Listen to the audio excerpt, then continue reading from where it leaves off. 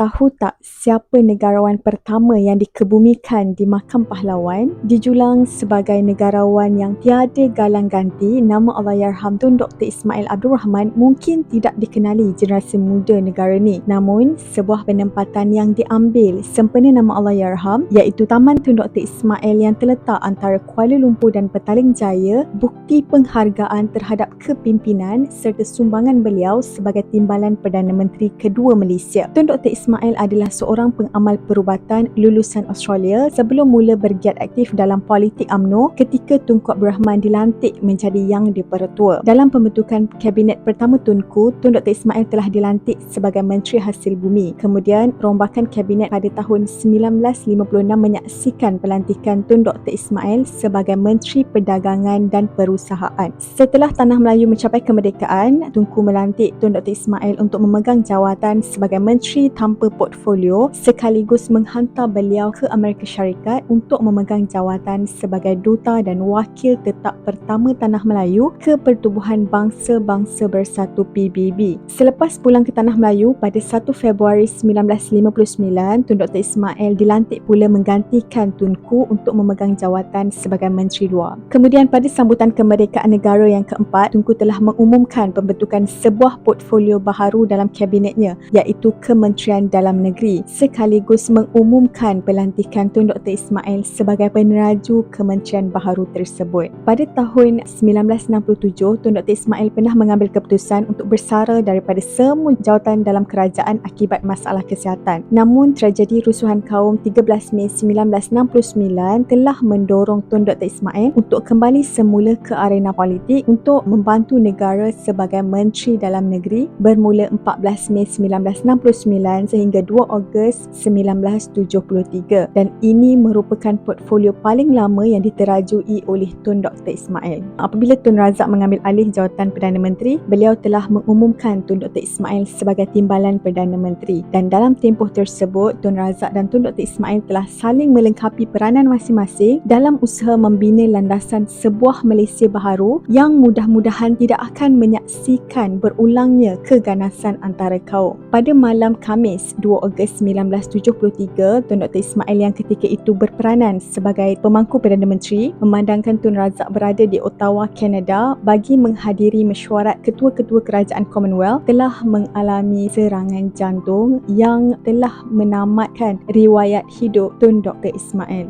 Dalam biografi pertama Tun Dr. Ismail ada menceritakan bagaimana Tun Razak ketika kembali daripada lawatan kerja tersebut berteriak, "Siapa lagi yang boleh saya percayakan kini?" Begitulah pesona Tun Dr. Ismail, negarawan pertama yang dikebumikan di Makam Pahlawan, meninggal dunia bukan sebagai Timbalan Perdana Menteri tetapi pemangku Perdana Menteri.